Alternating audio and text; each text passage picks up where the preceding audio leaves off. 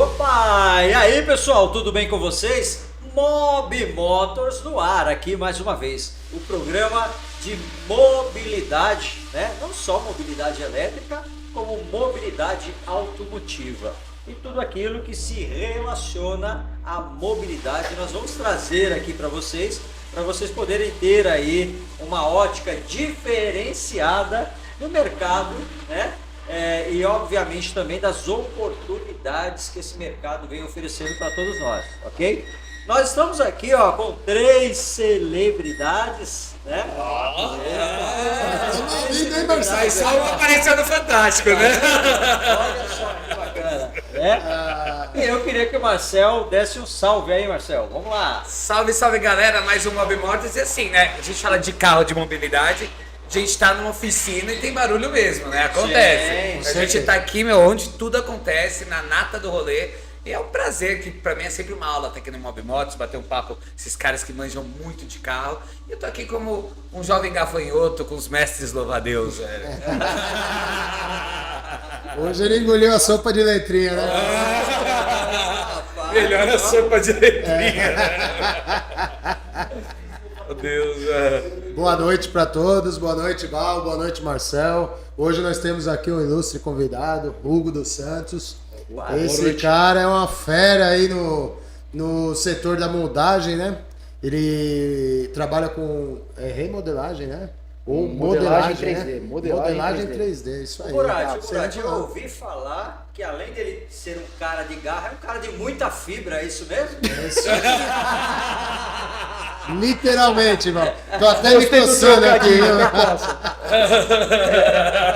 Muita fibra, muita esse mesmo. Cara, ele tem uma patente. Eu não ia colocar isso agora, né? Porque é legal o assunto ir desenrolando aí nesse período que a gente fica aqui, que senão já mata logo a curiosidade de quem está nos assistindo de uma vez. Mas vai ser interessante o nosso bate-papo, hein? Fica aí de olho, assista a gente que vocês vão ter aí ao longo dessa 1 hora aí bastante curiosidade, bastante novidade e bastante aprendizado, como sempre, aqui com o Val Arraes, que é o nosso mestre da mobilidade dos carros eletrificados em gerais, né?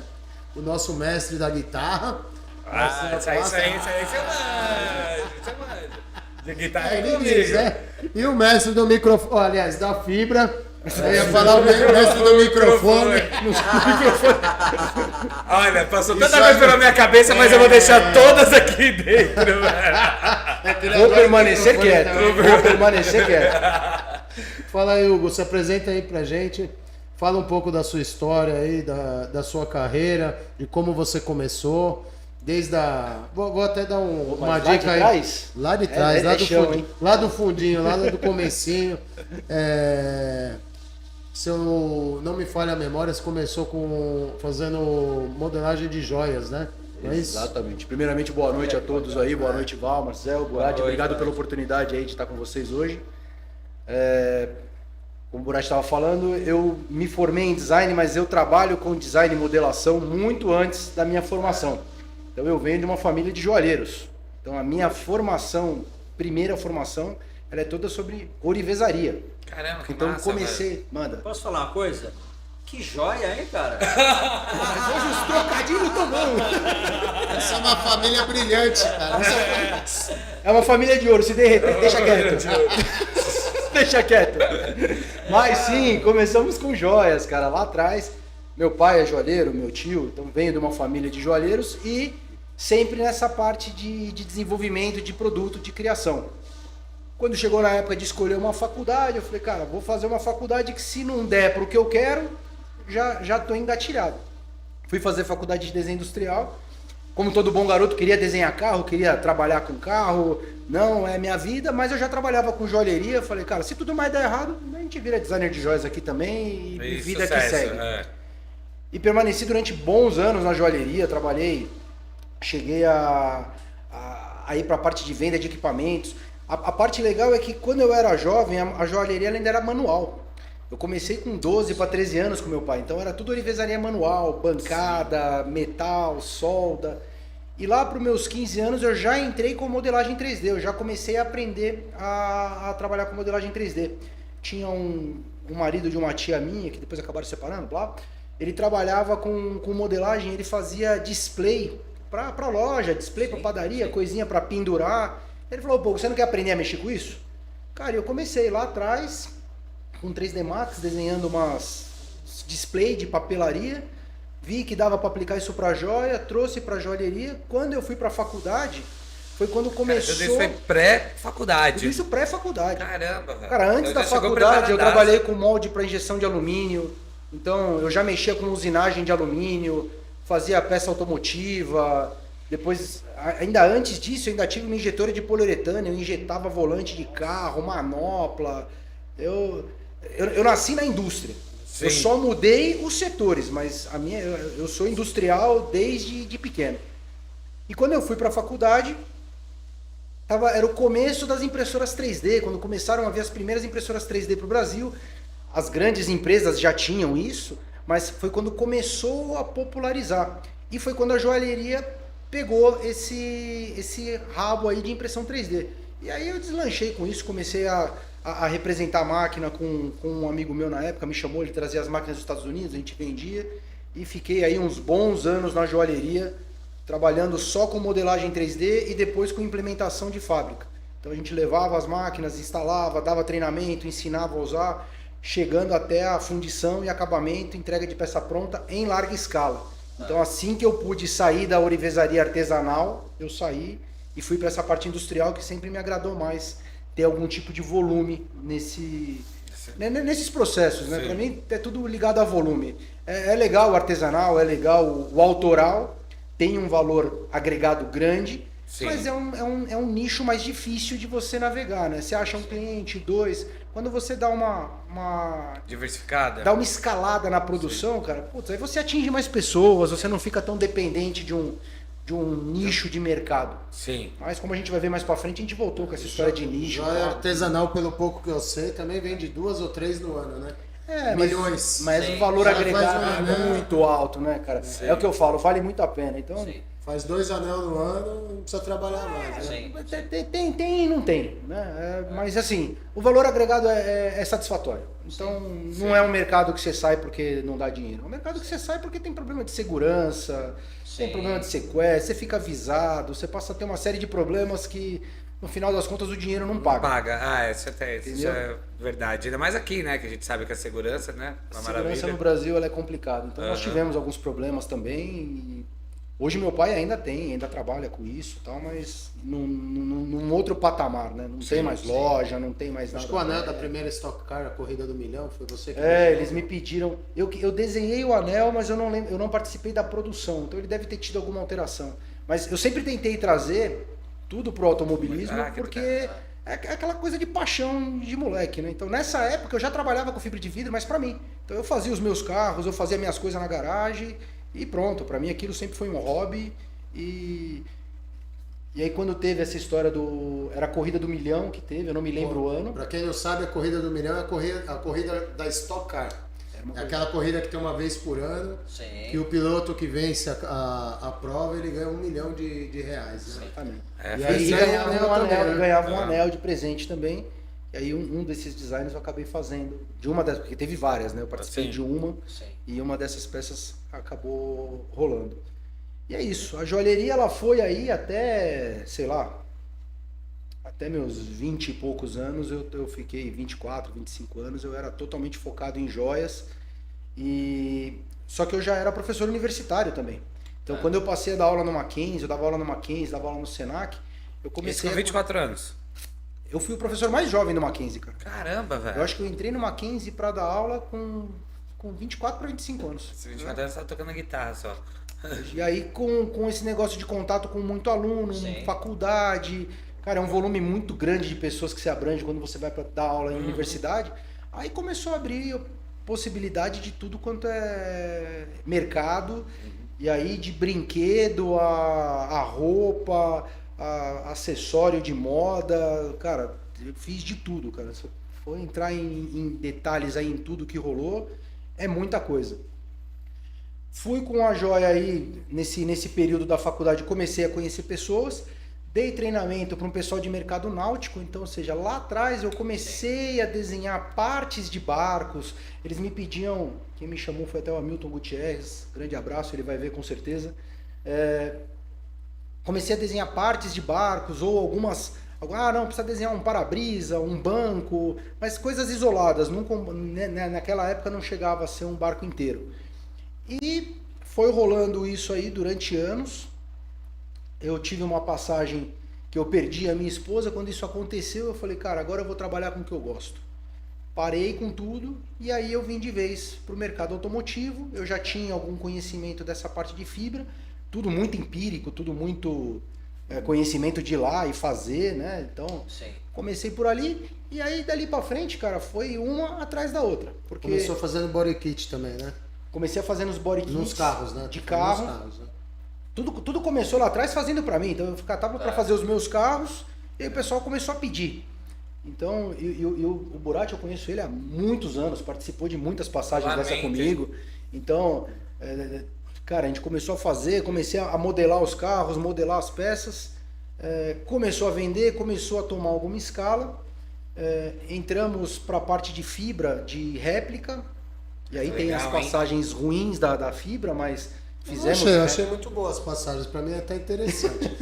Não posso falar tudo, mas quem sabe uma outra oportunidade. Passagens ruins porque infelizmente a gente tem que fazer algumas coisas para ganhar projeção, né? Sim. Então assim, cara, vamos fazer um carro? Na época eu acabei me associando com o Calegari. Foi na época que a Puma estava lançando o carro novo. Então eles me ligaram, falaram, Hugo, eu tenho uma matemática, o design do carro não é meu, não fui eu que fiz o design. Sim. Eu tenho a matemática 3D do carro, mas a gente não está conseguindo usinar isso. O robô está se perdendo, a malha não está legal, você corrige o modelo 3D? Eu falei, opa, corrijo.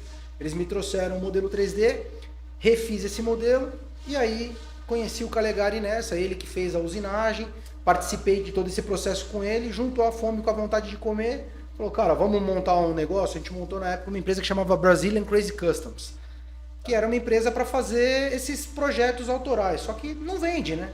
Então ele já tinha um projeto dele lá, a gente chegou a fazer uns 2, 3 carros autorais para cliente, que também não vingou, e aí veio a história das réplicas dos esportivos italianos, que fez um boom do caramba, chamou atenção para tudo quanto é lado. Tanta atenção que acabamos perdendo os carros aí. Eu, o meu, ele, o dele lá, não sei que fim que deu o carro dele.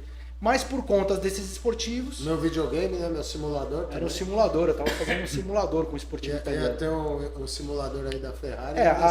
A JJ, ela era aqui nesse galpão, né? A gente montou a empresa, a fábrica era aqui, onde é a Buratti Premium hoje. Óbvio que era uma estrutura bem menor, mas a gente tinha um planejamento de montar aqui um centro de entretenimento automotivo. Porque a ideia era ter um bar, as pessoas vinham aqui ver uma fábrica de carros funcionando, mesmo que fosse uma carro de bug. A gente tinha plano de organizar evento, a gente estava com um projeto bem legal. E tinha investimento, tinha investidor, a coisa estava tomando um corpo bem legal. E aí entrou nessa história da JJ. A JJ, ela ainda é uma empresa que ela tá, até onde eu sei, na atualidade ela está em stand-by, mas ela ainda existe, ela tá lá guardada. Ela começou como a ideia era fazer um brinde para quem comprasse os barcos, para quem fosse adquirir um barco, os barcos tinham um valor agregado altíssimo também. Então um carro de 90, 100 mil reais para você fazer um agrado e chamar atenção era legal. Só que o negócio foi tomando outra proporção, deixou de ser um buguinho de fibra acochambrado, Virou um carro que era lá atrás, a ideia era fazer 1, 2, 3 carrinhos e tá bom. E cara, e a gente acabou montando uma linha de montagem aqui. Então esse carro, a fábrica passou por ISO, o carro passou por todo o processo de homologação. Então foram feitos todos os testes de freio, de farol, de CTS, a gente chegou aí pra tudo. Piracicaba, né? Fomos lá pra Piracicaba pra fazer os testes Correu de com pista. o carro na pista, Val. Muito legal. Ficamos um dia inteiro testando o carro na pista. Eu tentei destruir o pneu, mas não deu, cara. Mas olha, o carrinho anda Não, mas se bem, esforçou, cara. cara. Se esforçou. Eu mexi até a borda do pneu, encostou quase a maçaneta na curva, né? Rodei com o carro na pista também, cara. Meu, legal, e anda o carrinho, hein? Cara, Motor do Onix 1.4, fortinho, viu, cara? De Era um andar. carrinho muito leve, Muito né? leve. Cara? Sim, É um brinquedo muito legal, cara. Bem acertadinho com aqueles pneus largos e a roda grande, ele fazia Grudava, miséria, né? O carro era legal porque a gente fez uma engenharia reversa no carro. A ideia nunca foi fazer um bug de duna, né? Sim. Falar, não, vou fazer um bug para mandar lá para Natal, sei lá. Sei. A ideia era fazer um carro de condomínio. Então, a ideia era pegar aquele empresário que anda de blindado a semana inteira, chega final de semana, o cara quer ir pra Ilhabela, quer ir pra Quinta da Baronesa, quer ir pra algum condomínio top aí, o cara fala, não, agora eu quero ser gente, agora eu vou entrar num carrinho de fibra aqui, quero vento no rosto, eu quero sentir a liberdade. O carro tinha painel digital, era um Onix, painel digital, embreagem Que hidráulica. legal, Câmbio velho. manual de 5 velocidades, o carro dava 180 por hora. Era bom carro. Não era um bug com motor a ar limitado, 4 marchas, né? Sim. Esse Era carro, bem esse legal, carro foi né? rodando pro Rio de Janeiro. Como a gente estava conversando, foi E feito vocês Rio chegaram a Rock in fazer Rio. quantas unidades desse Foram carro? feito 4 unidades do bug e uma da picape. Ah, teve uma picape Teve também. uma picape também. Teve uma unidade de uma picape. Que a ideia era fazer uma picape fã. Então Sim. a picape era conversível, caçamba aberta, dava para você abrir, acessar da caçamba para dentro da cabine, cabia uma moto, um jet ski na caçamba. Então a ideia não era ser uma picape de trabalho, né? A ideia era ser uma picape com a mesma pegada do JJ, do Buguinho, que era diversão, relaxar, levar a moto, levar jet ski, levar prancha de pedal e assim por diante. E foi feita uma engenharia reversa nos carros da Chevrolet e tinha um porquê, né? Na época era o carro mais vendido do Brasil. Então a gente queria um carro que tivesse manutenção em qualquer lugar. Então, Pô, interessantíssimo isso, velho. E peças de reposição e também. peças de reposição. Então nós fomos na Chevrolet, fomos lá em São Caetano, tivemos reuniões com eles. A ideia era tentar fazer o desvio das peças, né? Tentar tirar todo o powertrain da linha de produção, só que como não tinha volume, isso não era possível. Eles mesmos autorizaram a gente a usar toda a mecânica, tudo, só que falaram, é inviável você comprar peça. Se você for montar o carro peça por peça, isso vai ficar caríssimo. Era é melhor mais você fácil comprar um carro. o Onix e desmontar ele. Exato. E assim a gente fez. Então nós compramos 5 Onix, desmontamos os carros, fizemos todo o escaneamento de ponto de fixação de motor, de suspensão, de agregado, eixo traseiro. Só Adequação fizemos da parte elétrica. toda a adequação, fizemos o encurtamento do eixo, porque o nosso carro, o entre-eixo dele era um pouquinho mais curto. E acabou. Aí, acho que o que teve mais de complicado que teve que mandar fazer foi os cabos de câmbio, né? Que também ficaram um pouco mais curtos. Mas já que nós compramos o carro, aí a gente entrou na mesma pegada de montadora, né? Falou, cara, vamos aproveitar tudo que der para aproveitar do carro. Sim. Então tudo, painel, botoeira, manopla de câmbio, volante, todas as peças que deram para ser aproveitadas do carro foram aproveitadas. E o resultado final ficou bem agradável. O público gostou, tinha venda do carro, mas na época o investidor achou que a qualidade do produto ainda não estava à altura do que ele queria entregar. Sim. Então ele segurou e segurou até hoje, né? Porque até onde eu sei, tem carro andando, mas está andando com o pessoal da fábrica lá, tal, vendido mesmo, não foi vendido nenhum, não porque não tinha procura, não porque não o investidor na época achou melhor e falou, não, cara, esse produto tem que melhorar muito ainda. Lembrando que é um carro de fibra, feito artesanalmente, então ele não tinha problemas de direção, de frear, era um carro maravilhoso, era um carro. Redondo. O problema maior chegava na parte de acabamento fino, barulho, sabe? Alguma coisa que a fibra ainda vibrava ou batia. É ajuste fino. Então ainda tinha mais um ano de desenvolvimento ali para resolver fechadura de porta, dobradiça, ter um fechamento de porta mais suave. Exatamente. Coisa que é meio difícil de conseguir um carro de fibra, porque nós temos aí hoje uma montadora que é a Troller, e usava a maior parte da mecânica Ford da Ranger, e a carroceria é de fibra, e até eles têm problema de acabamento. Se você for olhar, não é 100%. Não é 100%. Eu acho que acabamento automotivo hoje... Aí usa peça maçaneta, às vezes de Fiat, né? Falando na Troller, eu queria mandar um abraço pro grande amigo Reginaldo Farias e Reinaldo Farias, os conterrâneos lá do Ceará que fundaram a Troller, hein? Um grande abraço. É isso Pô, aí. massa demais. Mas, que é um excelente carro. Não existe um carro mais forte que um troller para fazer trilha. Tá parada a É um troller? tanque, é um tanque de guerra. Que a A última Ford, vez- a Ford engavetou, né? Sim, sim, é. mas esse era o objetivo porque ela viu que ela estava perdendo mercado para troller, né? O que acontece? O primeiro troller ele nasceu com o motor AP Volkswagen. Sim. Isso não Santana. foi, isso não 2001, foi uma, né? Eu acho, né? isso não foi uma coincidência porque o Reginaldo Farias trabalhava na Volkswagen, ok? E ele gostava de off-road. Ele montava muita gaiola. E ele me enchia o saco. Pô, vamos dar umas voltas de gaiola, etc e tal. Eu falava, não, meu negócio é asfalto, né? eu curto velocidade, né? Mas ele curtia off-road, então um dia ele falou assim pra mim, ó, eu e meu irmão nós vamos montar uma fábrica de Jeep.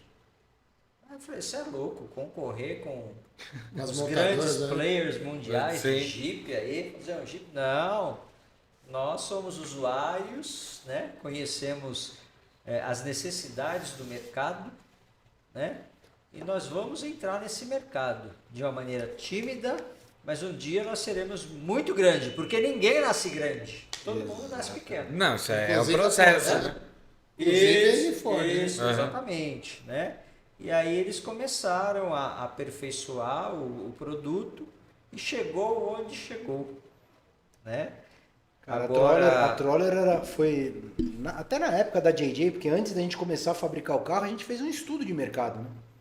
Eu não vou lembrar o nome de todas as marcas, mas a gente a gente fez um levantamento de todas as marcas nacionais. Então, desde Gurgel, Lobini, Vorax, D2D. Sim. Cara, a gente fez um estudo de mercado para entender o porquê que essas empresas quebraram, que fim que deu. A Lobini foi vendida para não sei o que lá, a Troller foi para Ford, o Gurgel quebrou por incentivo, por abertura de mercado. A gente fez um trabalho extenso para entender se valia a pena, isso depois que já tinha começado, né? Se valia a pena entrar no mercado de veículo artesanal. sim. Sim. Né? E aí a conclusão que a gente chegou, e que provavelmente eles chegaram também, é que quando você tem um nicho de mercado que você entende, que você está inserido, você consegue desenvolver o produto e chegar num patamar aceitável. Então, a maioria dessas empresas, não as que eu citei, mas as que tentam começar hoje, como elas não têm um nicho, não têm um foco, elas estão, não, vamos fazer um carro. Morre no meio do caminho porque não tem... Não é simples assim. Não vamos é fazer simples assim. Porque é toda uma estrutura empresarial, né? Você não é só a parte da manufatura, do desenvolvimento do produto. Você tem que saber para quem vai comprar esse produto, Sim. como que você vai implementar ele no mercado, quais estratégias de marketing você vai pensar para atingir o público-alvo. É todo um estudo e é muito mais complexo do que parece só falando. Assim. Cara, e a gente faz muito. No caso da Puma, eu citei Sim. a Puma aqui agora há pouco tempo.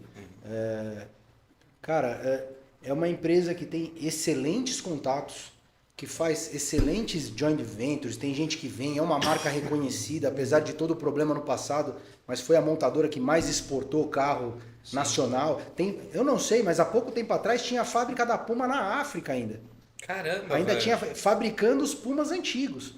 Porque tem uma passagem que eles foram para a África, montaram uma fábrica lá. Sensacional. Eu sou amigo do Costa, grande abraço Costa, se estiver ouvindo, que é o proprietário da Puma hoje.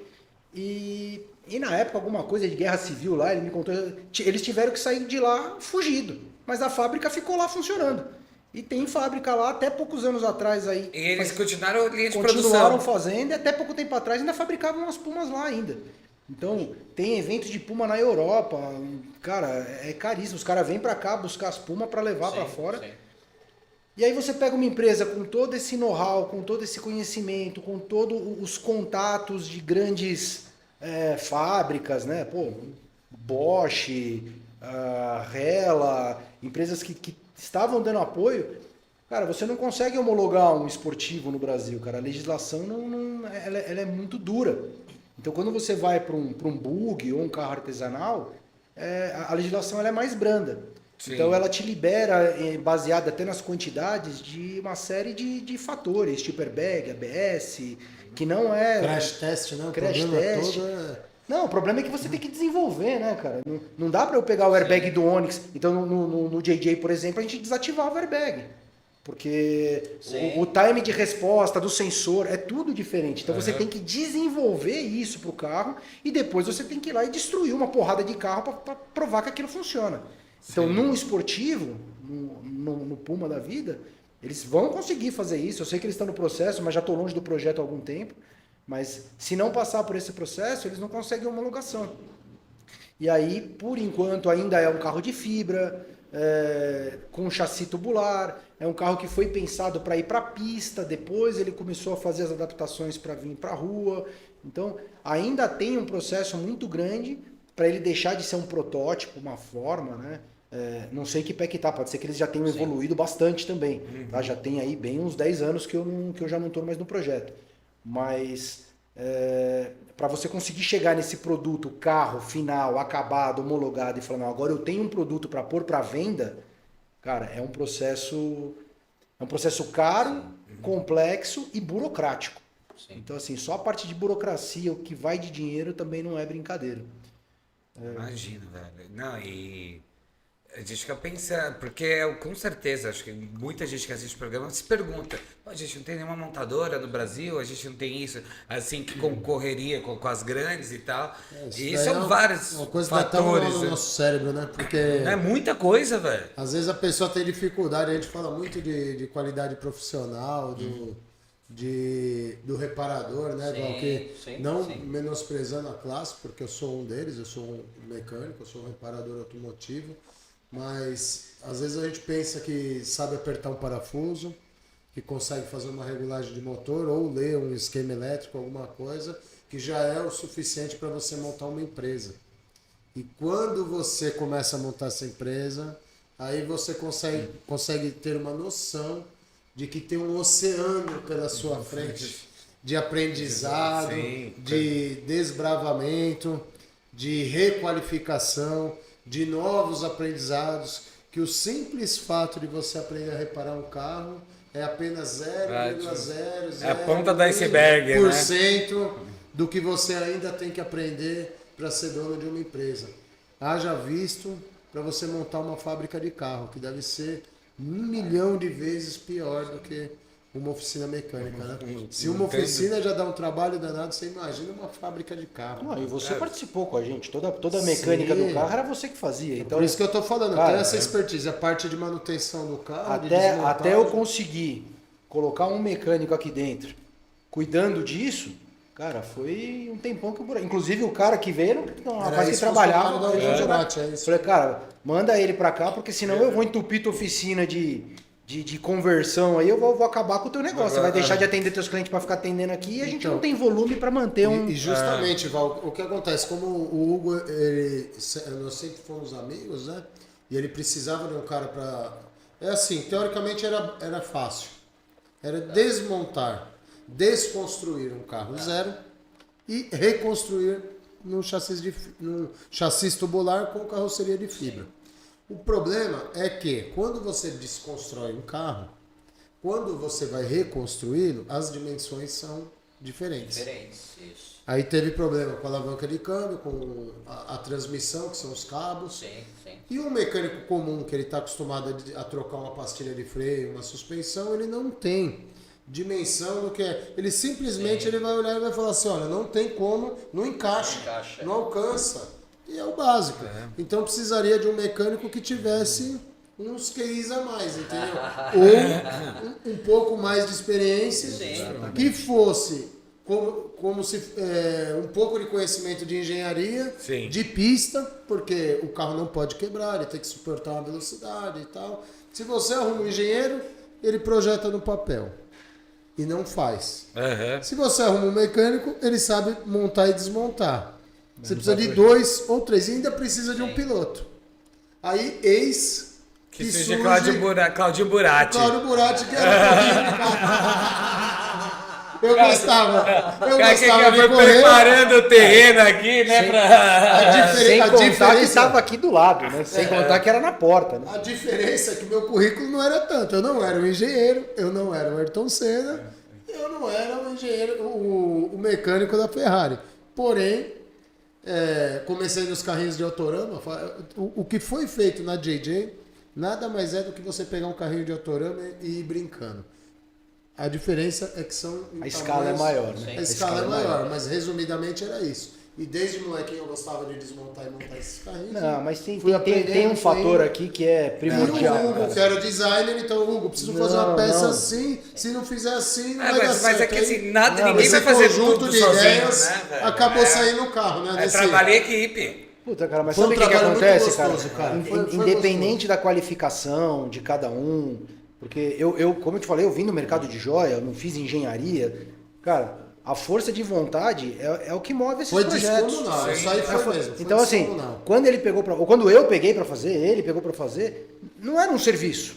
Porque não tinha preço, você não consegue nem botar preço. Sim, Aliás, sim. nem teve preço, nem foi cobrado. Ele falou, a gente vai fazer isso aqui, vamos fazer funcionar. Pô, chegava no final do dia, sentava aqui, A maior passava o final de satisfação semana era a aqui. gente tomar uma cerveja e falar, Pô. que merda, desculpa, que mas- merda que a gente tá fazendo aqui, cara. Não, o dia que a gente foi pra pista de Piracicaba pra testar os Foi. carros, cara, foi a consagração. Realização. Cara. Você Não, catar mas dois aí carros, vale, enfiar né, no rancho. velho? É o fim Aí do você fala, ciclo, cara, né? Quem tá assistindo pode falar, o cara tá falando uma porcaria de um Onix, de um carro de fibra. pra gente foi um... Pra nós, ó, eu me senti construindo o Copersucar, cara. Que sensacional. Nós sentimos. Essa merece, Essa vai. merece. Essa foi legal. Não, a gente tem cara, uma satisfação. historinha pra contar.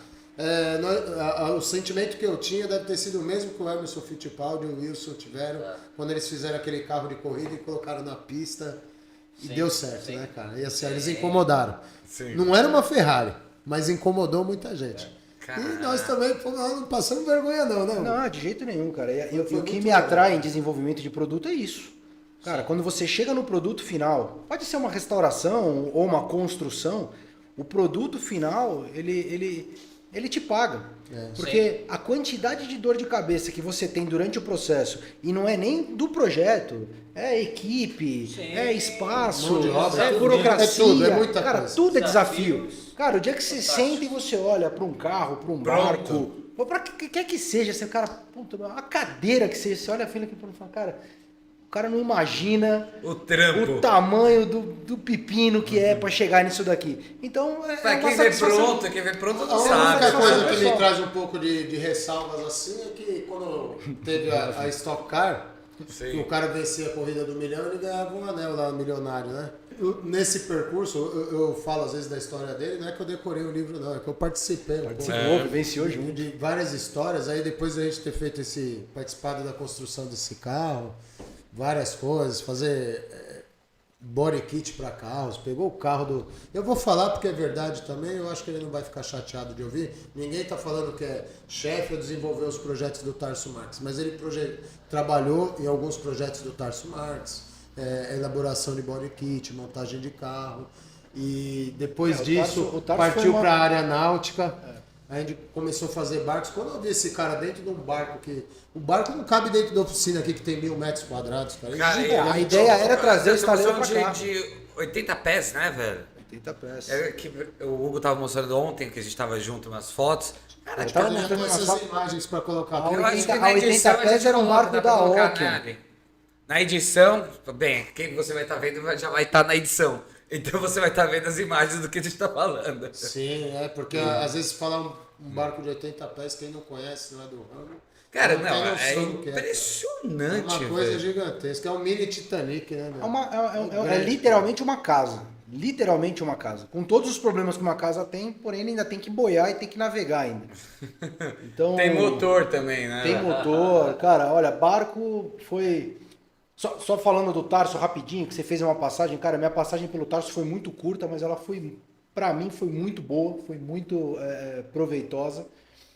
Primeiro porque ele dispunha de todos os equipamentos internos, então ele ainda hoje é uma oficina de customização que tem a melhor estrutura que eu conheço. Então tem usinagem, tem corte, cara, ele tem tudo lá. Então para mim foi muito legal porque eu tive a oportunidade de produzir tudo do lado, porque na época da JJ, Sim. a gente montou uma fábrica, mas o meu negócio era o desenvolvimento. E o desenvolvimento acontecia dentro da Ocean, que era a empresa que fabricava, Os barcos, né? que fabricava os barcos. Essa 80 pés era da Ocean.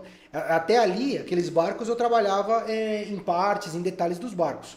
Depois daquilo ali que a gente começou a fabricar os barcos, que foi com a G Catamarãs com o Hamilton. Comandante Hamilton, mas não da aeronave, do helicóptero. Dos barcos. Existe o comandante Hamilton dos barcos. Entra aí Sim. depois, Cara, a gente boa pra caramba, eu gcatamarãs.com. conheci ele também. Aí tem que levar a gente pra dar um rolê nesses barcos, né, Val? Vamos marcar um Era dia o meu pra sonho, gente. mas o cara é meu amigo, mas O nunca- meu sonho nunca me é convidou. eletrificar esse barco, mas a gente vai chegar lá. ainda. Aí vai chegar na parte do Vai chegar na O parte do chefe tá ansioso lá. Então foi uma passagem muito proveitosa. Era um protótipo de IPU para correr na categoria de protótipos. Então era um V6 biturbo, um carro com 900 cavalos. A gente desenvolveu Que legal, toda, hein, velho? toda a carroceria do carro. Ele chegou a andar com esse carro na rua. O cara é maluco também. Mas o carro ficou um espetáculo. E depois eu cheguei a fazer algumas customizações para ele. Fiz uma Porsche, fiz umas Mercedes. E foi muito legal, porque foi a cereja do bolo da parte automotiva. Então, com o carro, eu já não tinha mais pra onde ir, cara. Eu era fã do cara, eu gostava das customizações dele, apesar de algumas coisas as pessoas ainda falam, mas eu gostava. Então, pra mim, eu cheguei, cara, em carro, acabou. Eu desenvolvi um carro inteiro. E fiz alguns trabalhos na melhor customizadora do Brasil aqui, quiçá da América Latina, então acabou, cara. Carro não tem mais o que fazer. Ou eu continuo fabricando e vendendo meus body kits que eu fazia, ou a gente vai partir para um negócio novo, Maior. maior. Você é literalmente, ganancioso. né, velho? Não é Ele é um ganancioso, cara é ganancioso. ambicioso. Guloso.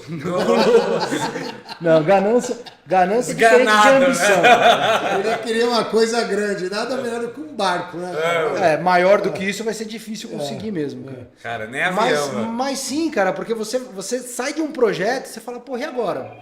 Agora eu saí lá do Guarujá, agora tem 2 meses, saí do estaleiro. Cara, você fala, e agora? O que eu vou inventar agora?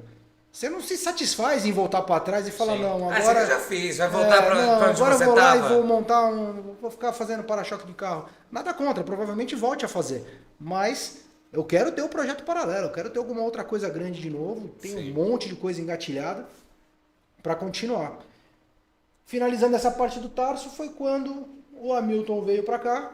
Eu estava finalizando aquela Porsche dele, uma Cayenne. Fiz um body kit, ficou lindo o carro, maravilhoso. E aí ele veio e falou, cara, tô com um projeto para montar um estaleiro no Guarujá. Você não vem comigo?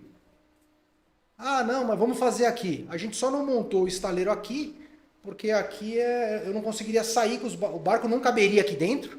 Porque o barco era muito grande, era um barco de 49 pés, é um catamarã com 8 metros de boca de largura.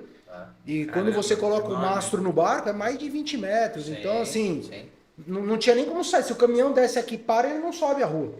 Então, por isso não que ficou... normalmente estaleiro é perto do mar, né? Tem que ser... Ou Para de barco represa. desse Não, tamanho, e você tem que ficar também, próximo. Tipo, a logística ia ser... O custo não ia ser mais Olha, alto, não? Depende, cara, porque assim... Na verdade é o contrário, para construção aqui em São Paulo Aqui é melhor, você tem mais mão de Sem obra, tem material, mais tudo, fornecedor, você tem mais tudo. Entendi. Só que realmente não tinha como. Se você Mas vai não fazer é um todo barco aí lugar até que de dá uns pra 30 fazer, né? pés, sei lá, até problema- um 40 pés. Um 40 pés você conseguiria fazer aqui, um barco de 40 pés, de 15 metros. Tá? Que aí você praticamente não é carga especial, você consegue descer a serra, não chega. Agora, mas passou disso, cara, de 35, 40 para cima, aí já fica quase que 100% inviável. Tem quem faça, você pode fazer em partes aqui, desmontar, de levar e montar lá. Tem muita empresa aqui que faz partes, né? Como eu fazia, só faz os bancos, faz a cozinha, faz a marcenaria, depois leva tudo para lá e monta. Mas no caso da G, ela era uma empresa que ela fazia tudo. Lá eu falava que a gente só não fazia os motores e os vidros. O resto era tudo interno. Tapeçaria era interno. Era não, ainda é, né? Eu falo era porque eu não tô mais lá. Mas tapeçaria interna e uma tapeçaria maravilhosa. Marcenaria, cara, de um acabamento, uma finesse assim espetacular. Todos os marceneiros internos. Parte de serralheria de inox, solda de inox, polimento, tudo interno. Então, era literalmente um estaleiro 100% nacional, com um projeto muito bem escalado e que está aí no mercado. Tá tá batalhando, existe uma concorrência forte com barcos europeus e tal, mas tá andando. Vai sair um projeto novo agora, que é um catamarã a motor, né? Esse 49 era uma vela. Se eu não me engano, eles estão fazendo uns 53 pés agora a motor. Sim. Porra. Que o barco também já está em construção lá, eles já estão no molde. Então vai ser um projeto bem legal também. E aí a gente desmontou a fábrica aqui, a minha oficina, que era aqui também, e aí levei. O início da AG era a Reborn, era a minha oficina que eu tinha aqui, levamos para lá e começamos a fazer os barcos. Fizemos esse AG49, foram 4 barcos desse, 2 estão prontos, 2 ainda estão em produção. Para você ter ideia aí de desenvolvimento, foi praticamente uns 2 anos aí para desenvolver o produto inteiro, o que é um tempo muito bom para um produto dessa dimensão. Então você tem que desenvolver todos os moldes. Detalhe, eu não copio quase nada. Tudo que a gente pega é projeto novo. É autoral do zero, mesmo. É autoral. Então no caso do AG, a gente... Personalizado, né? não tem esse negócio de, a gente copiou o casco. Não, pegou o casco de um barco. Não, cara. Fazer um Frankenstein, né? Não velho? tem É Frankenstein. igual apartamento na planta, né, Marcelo? Às vezes você pega, a estrutura é a mesma para todo mundo, mas... O acabamento. mobília, acabamento. azulejo, banheiros. É uma casa, como ele falou, uma casa, o quarto, né? Sim. Tanto é que nós fizemos o primeiro barco. Eram 2 suítes, 2 quartos e 2 banheiros sociais. O segundo barco já era uma mega suíte com um banheiro gigante e 2 quartos do outro lado. E o terceiro também já tinha uma outra configuração lá. Então, assim, é um produto totalmente customizável. Você faz É o que difícil ter 2 iguais, né? Só a parte mecânica, né? a parte mecânica sim, né? Porque, na verdade, eles usavam lá 2 motores da Volvo, né? Aqueles D6 da Volvo. Mas como é um veleiro, mais é para essa parte, tá sem vento, ou manobrar, entrar e sair do pier. Sim. E é por isso que eu entendo que uma eletrificação... Tem muita gente que usa lá, já tem painel solar, eólico, usa para captar energia, mas aí é com o intuito de usar os eletrodomésticos do barco, as funcionalidades internas, né? Não o motor, pelo menos eu não vi ainda, nenhum catamarã ou algum barco de grande porte com motor elétrico ainda. O Poxa, problema é o plugin, né? mas eu Paulo? posso ter o prazer de te mostrar. Estamos Ok? aqui para isso. Nós temos vários barcos, várias embarcações, né, vamos dizer assim, que já estão com conjunto motriz 100% elétrico e com placas de energia solar também. E como é Ok? que funciona a questão das Nós baterias aí temos- para eles? Nós temos também 2 navios, né? Eu não posso falar que é uma empresa gigante que faz cruzeiro marítimo, né? Faz cruzeiro do Roberto Carlos, etc. Se eles quiserem, e eles que tal. paguem pra gente falar o nome. Fazer o né? Existe a questão do compliance também, né? Que já estão funcionando com o sistema híbrido. Ou seja, o barco em alto mar, ele vai com motor a combustão, e quando ele chega próximo da encosta, ele desliga o motor a combustão, E vem no e aí ele vem em baixa velocidade só com motor elétrico, ok? Esse conjunto motriz, as baterias, são alimentadas por energia solar. Mas são baterias de íon lítio. Sim, são baterias de lítio, exatamente. Né? Nós temos outras tecnologias de bateria, assim como da CBMN, né? Companhia Brasileira de Metalurgia e Mineração, que foram desenvolvidas na China. Essas baterias são de nióbio e o pessoal já está testando também. Né? Nós não podemos nos prender ao lítio, porque nós já temos baterias com composições inovadoras, né? Que elas obtêm aí toda a reciclagem dela completa, né? E matéria-prima em vários lugares do planeta, ok? Cara, eu acho muito legal você comentar disso, porque no carro, eu acho que a infraestrutura no Brasil ela está crescendo, ela está melhorando, mas eu ainda acredito muito no híbrido pela questão de infraestrutura. Sim. E no barco já é normal você ter 2, 3, 4 motores no barco. Até por uma questão de segurança, de você estar navegando, tá lá no meio do nada, te pifa um motor. Então, assim, num barco não é problema nenhum eu ter um motor elétrico e um motor a combustão. Sim. Não tem problema nenhum. Então, eu estava vendo essa semana uns jet skis, uns motores de polpa elétrico muito legal, Sim. que ele só mexe a rabeta, ele só... Cara, e é uma economia de espaço e barulho. É um outro mundo que eu ainda não tive a oportunidade de entrar. Mas eu acredito que tem um mercado enorme que está buscando isso agora. O mercado de retrofit de barco é um mercado que vai procurar isso com certeza, porque os custos estão diminuindo exponencialmente. Cada ano que passa as baterias vão barateando, os motores vão barateando, a manutenção desses motores. Eu acho que a maior tristeza de dono de barco é que o barco fica parado muito tempo, é quando ele chega lá no domingo com a família, vai entrar no barco, o motor, não sei o que lá. Jet ski. Cara, estraga o final de semana do cara. Cara, já com o elétrico isso daí vai diminuir assim... Brutalmente. Eu não sei ainda como é que funciona isso com a maresia, se esses materiais já estão marinizados, se eles já estão próprios para esse mercado, se as baterias aguentariam o contato com a água salgada, ou se isso teria algum problema ambiental, em um caso de afundar ou de alguma comporta do barco encher de água. Mas eu acredito muito que é o caminho. É o caminho. Tanto para retrofit quanto para construção. Eu posso responder para você. Diga. É só você procurar Neo Treinamentos, o Val. Né, Val? Para quem não sabe, a Neo é a empresa do Val. Dá treinamento de eletrificação. Eletrificação, ele pode tirar todas as primeiro aluno. Essas dúvidas suas. Já sou o primeiro aluno.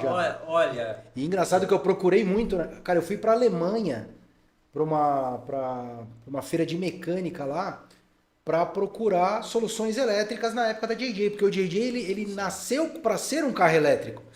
Só que aí a gente chegou no meio do caminho e falou, cara, o que a gente vai gastar de desenvolvimento para eletrificar ele logo de cara, a gente não vai conseguir ter um carro.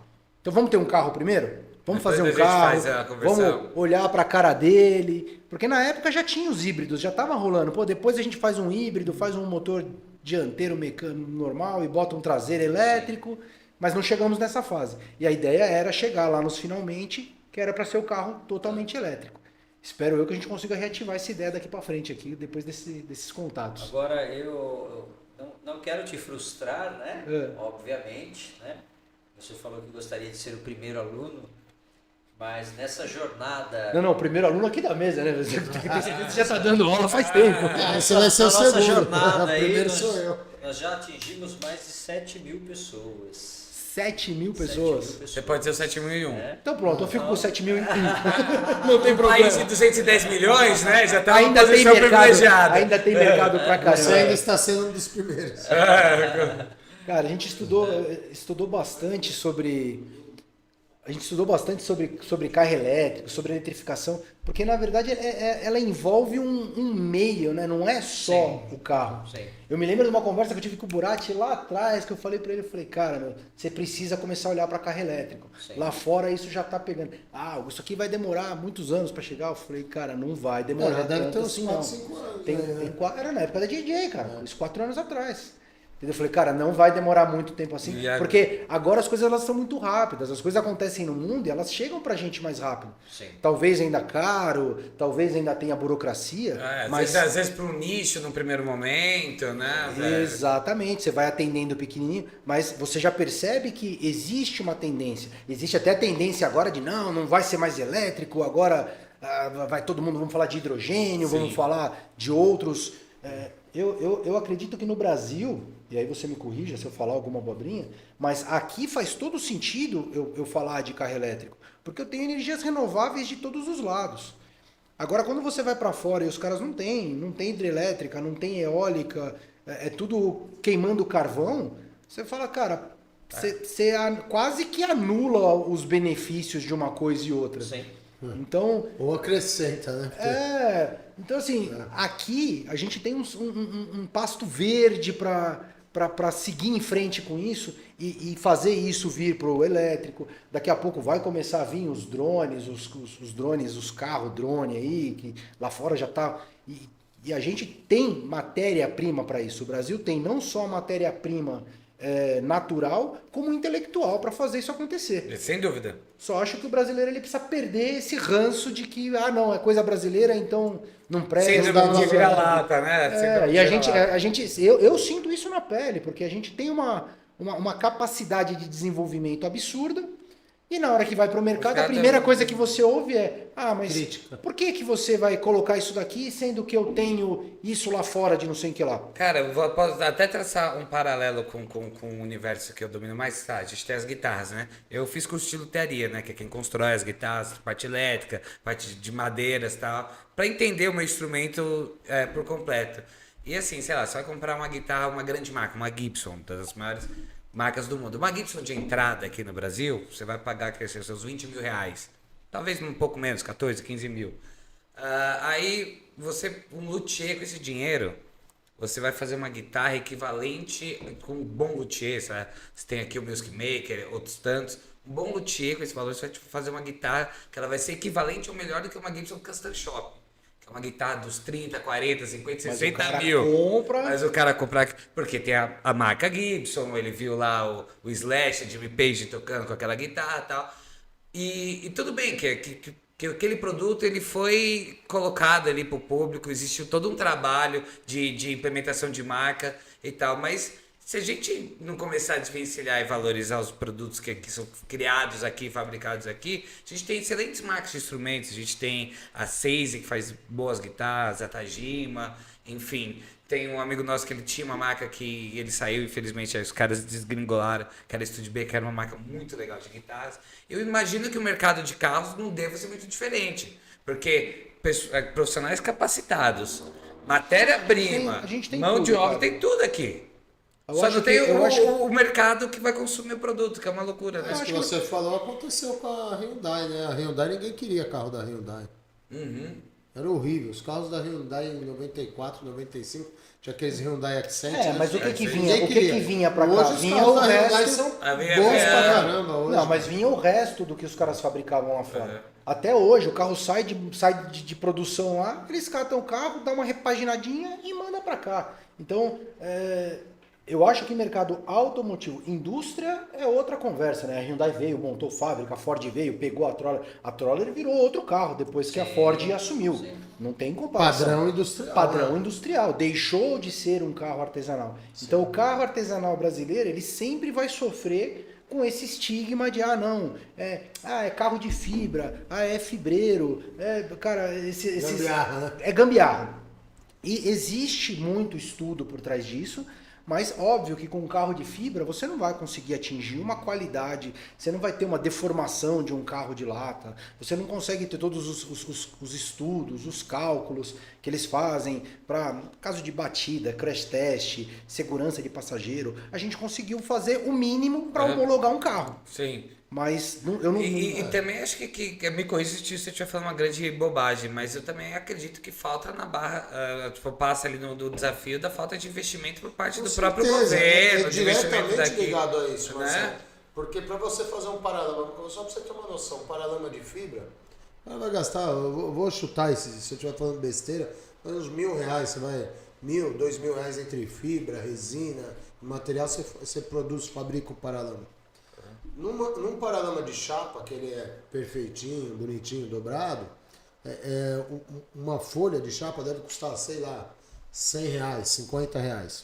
Só que A ferramenta. você com 2.000 você produz um paralama de fibra. Para você pegar essa chapa de R$100, R$50 e transformar ela num paralama, você precisa de uma estamparia.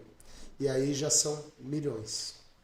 Aí você já Então, entra com por ferramenta isso que ninguém faz usinada, um você já paralama. entra com prensa de não sei quantas Teoricamente, toneladas. em linha de produção, É, você e aí precisa ter aí sem aquela incentivo- prensa com estamparia. Sem pra incentivo produzir isso aí. fiscal para ter esse aporte. Porque assim, as grandes montadoras, quantas vezes, né? Tipo, o governo de determinado país, sei lá, a Chevrolet, tava mal lá nos Estados Unidos, aí veio um aporte financeiro do próprio governo. Então, Mas Mas é aquele aquele deixa- aquele deixa esse quebrar. aporte é muito surreal.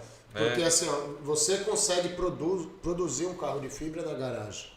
Você não consegue ter uma estamparia na garagem. Não. Posso te falar uma coisa, As cara? máquinas Eu são tive. enormes, né, Val? O Val trabalhou na Volkswagen, é igual você querer levar a Volkswagen para dentro da sua casa, de um sítio, não cabe. Ah, cara. sim, é Na gigante. realidade, na realidade é interessante, Tem como. porque eu comecei a minha carreira Não fala. trabalhando em setor de estamparia, depois eu passei em vários outros setores e dentro da indústria eu terminei a minha carreira na estamparia também. né? Conhece todo o processo. Então a gente conhece muito sobre corte, repuxo, estampa, né? É muito Composição da platina do aço. Nós não falamos lâmina, nós falamos platina dentro da indústria, né? Você precisa de uma composição diferente em termos de carbono, e aí é metalografia, né? Justamente para ela poder suportar a deformação quando ela é estampada. Porque todo mundo acha que a chapa do carro é tudo igual, porém tem a parte que suporta um agregado, o powertrain, que ela tem que ser mais reforçada e suportar Exatamente. aperto, tudo. Isso. E existe a parte que se alguém encostar, ela tem que destruir, desmanchar, tem que deformar absorção para não do matar impacto. o motorista. Isso aí. Então Exatamente. são vários... Cara, tudo é cálculo, né, velho? Sim. Você entende o tamanho do conhecimento? É muito longe. É difícil. Mas ainda Aqui Quantos pra mim anos, é uma aula. Oi? Quantos anos você tem de indústria? De indústria, 30 anos. 30 Mas anos. não tem isso de idade. Aliás, Menos. Não dá para perguntar para um homem desse o que ele sabe. É muita coisa. É muita coisa, velho. olha, foram 30 anos dentro da indústria acompanhando. Eu sou especialista em processo de fabricação de automóveis, né? E especialista no segmento de eletrificação também. Mas depois que eu aposentei da indústria, eu virei um prestador de serviço dentro da indústria também, né? Então hoje ainda atendo grandes marcas, ok? Prestando serviço para essas empresas gigantes aí, multinacionais, né?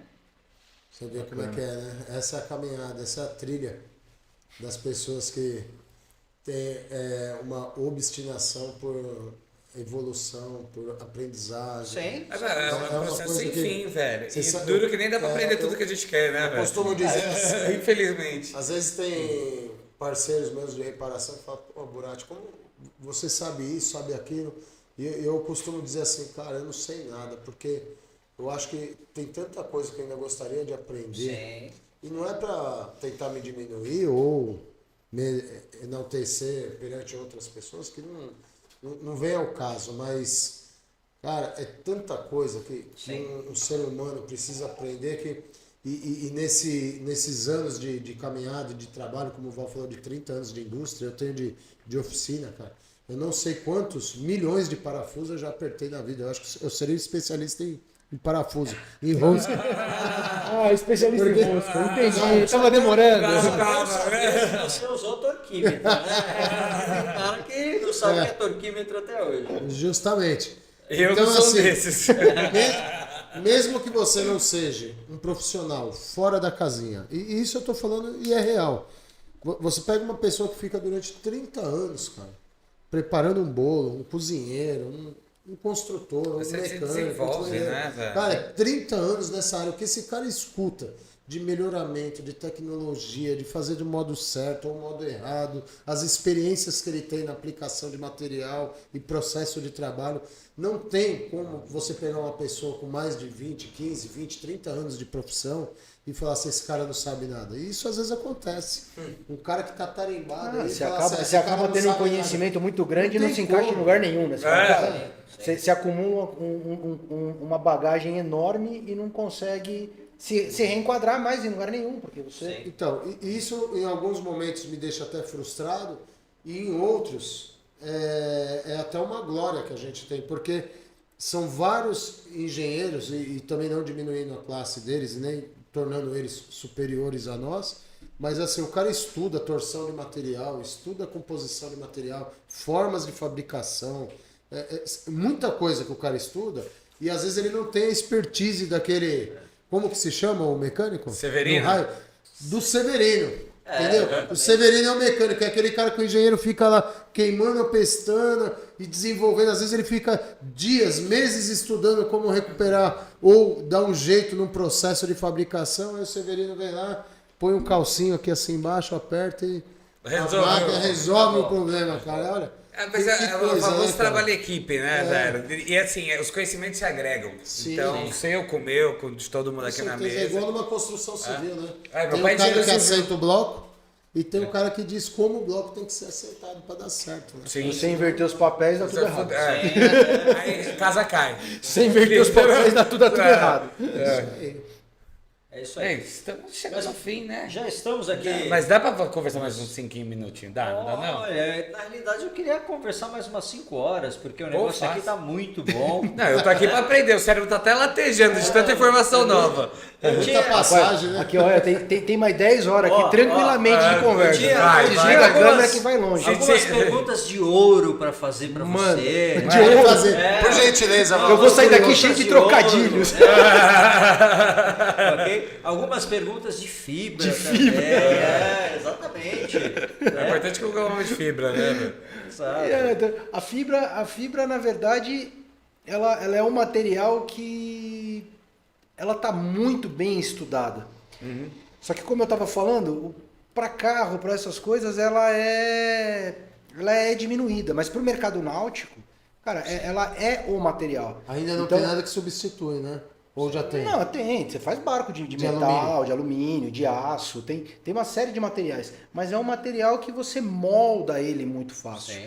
Então, eu tive a oportunidade de viajar agora para Miami, para Inglaterra, visitando estaleiros. E, cara, todo o processo, ele ainda é muito artesanal. Então, o que a gente fazia aqui de infusão, de vacuum bag, que são processos um pouco mais modernos, sabe? Os materiais que a gente utiliza. Pô, viu o pessoal utilizando madeira lá fora ainda, fazendo sanduíche com madeira. Que sanduíche você coloca um compensado e forra ele com fibra. Cara, a gente faz hoje tudo por infusão, de vinicel por infusão. Então você consegue calcular rigidez, torção, resistência. E o mercado náutico, ele não enxerga da forma que esses outros mercados enxergam. Então por isso que eu invisto um pouco mais e tenho investido um pouco mais na náutica. Olhando lá fora e vendo aqui, cara, esses 30 anos de experiência em produção, isso falta. Sim. Porque ainda é muito artesanal, ainda é muito laminação.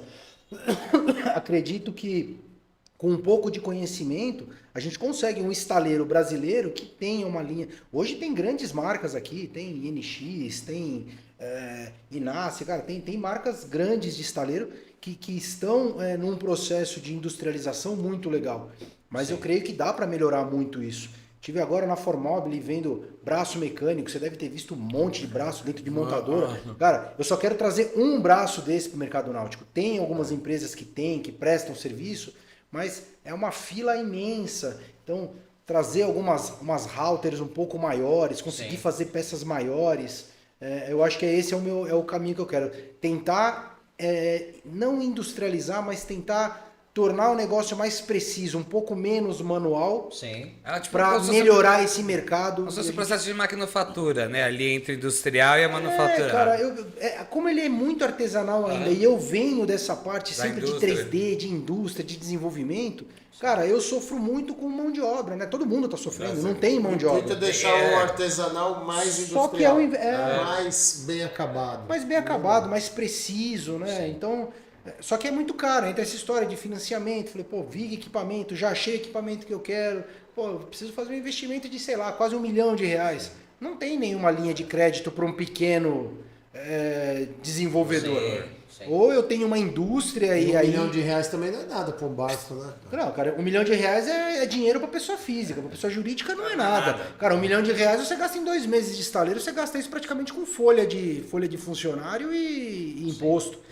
Então R$1 milhão não é nada. Você vai começar a falar de um projeto desse de 20, 30 para cima e olhe lá, correndo o risco de faltar dinheiro, entendeu? De faltar dinheiro. Mas é o caminho, existem investidores. Eu acho que o Brasil ele tem pessoas com potencial para investir nesses mercados, tanto de carro quanto de barco. Eu tive o prazer de conhecer e participar desses processos.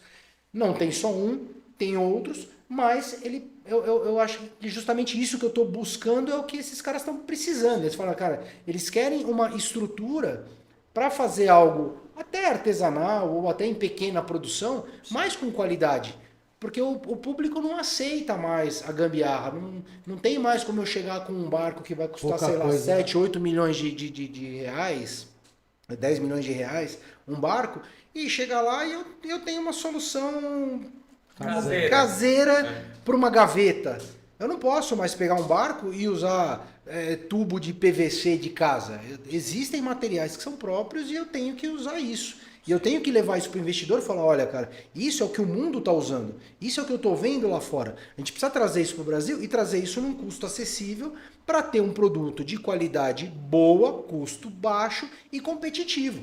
Não adianta você lançar um barco de 10 milhões se eu tenho um concorrente de 5. Claro. É claro. Tá? Só que o concorrente de 10 milhões do Brasil hoje custa 20 milhões lá fora, 25. Então, vale a pena pelo preço. Mas como eu falei, às vezes 10 milhões não é tanto dinheiro. Você estrangula no meio do processo e você não termina o barco. Ou o carro, ou o projeto que a gente se meter. Então, esse caminho eu estou tentando desbravar e vamos ver se a gente chega numa solução bacana. Vai chegar. Ok. Com certeza. Olha, gratidão. Né? Chegamos Obrigado aqui por ter chamado. ao final do nosso programa. Nós gostaríamos que você fizesse aí algumas considerações finais, obviamente, e deixar os seus contatos, né? Para quem estiver interessado aí em contratar o seu trabalho, sem dúvida nenhuma. Maravilha. Okay? Bom, a Reborn é uma empresa de plugs e moldes. Então a nossa especialidade é fazer a peça matriz, a primeira peça. Então, se você tem uma peça de barco, carro, brinquedo, loja, fachada, qualquer coisa que requer desenvolvimento, a gente faz todo o desenvolvimento de peças. Queria agradecer primeiramente vocês aqui pela oportunidade de estar batendo esse papo. Foi super bacana. Tenho certeza que vai render bons frutos.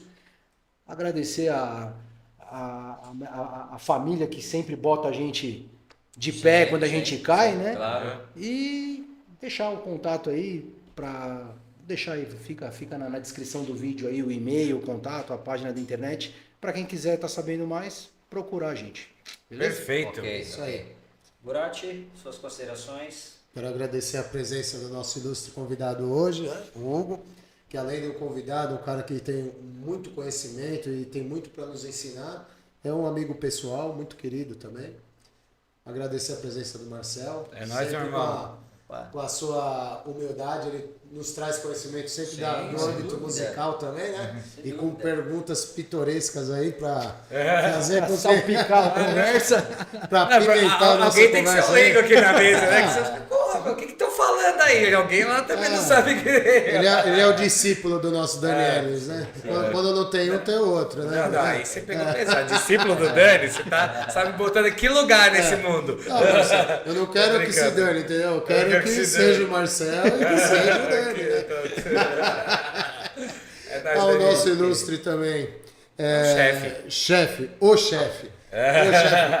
Val Arraes também abrilhanta sempre o nosso podcast com o seu conhecimento e suas perguntas da NASA aí para os convidados. Pois né? né? É só muito obrigado, boa noite. E é MIT, tá ligado?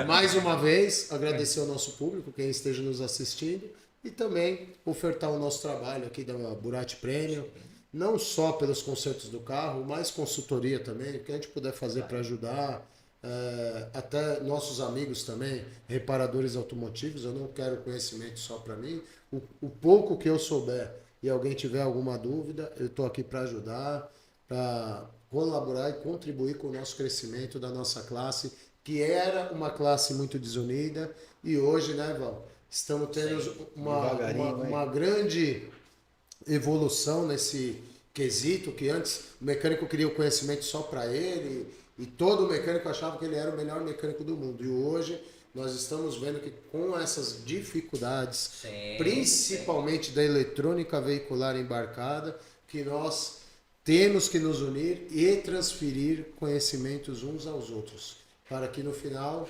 possamos ajudar o consumidor final a andar com o carro em dia, bem reparado, bem revisado, para ir passear ou trabalhar com a sua família, né? E é isso. Aí.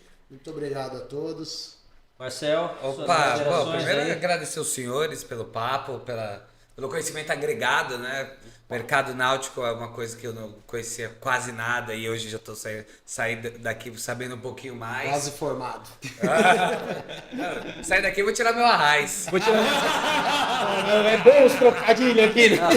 É bom os trocadilhos aqui. Sensacional, gostei demais do papo. Agradecer a galera que está acompanhando a gente. Siga-nos no @mobimotorstv. Segue aqui o canal no YouTube, segue a gente no Instagram. Vai vir muita coisa legal, muito mais conteúdo. A gente está aí trabalhando desenvolvendo esse produto para que seja cada vez mais legal, cada vez mais instrutivo para você. Acho que é essa palavra, né? Que a gente está aqui, sim. a gente quer levar conhecimento, a gente quer agregar conhecimento e, obviamente, quer que vocês ensinem alguma coisa pra gente. Então, pô, tem alguma coisa, algum comentário, alguma coisa legal que rolou durante a conversa e você gostaria de dividir? Escreve aqui embaixo, deixa aqui o recado. Pô, sobre tal assunto, tem isso aqui. Sim. Nunca é demais. A gente vai lá. Curiosidades. Né? Sempre bom, né? E também agradecer muito ao Burati, que vai arrumar meu carro de graça. Com certeza. Tô brincando, meu irmão. Valzito, é nóis. Valeu. É isso aí, pessoal. Gratidão a todos vocês que nos acompanharam aqui. Mob Motors, o canal da mobilidade no Brasil. Não se esqueça, se inscreva, curta e compartilhe. Um grande abraço e até mais. Tchau, tchau. Falou, galera!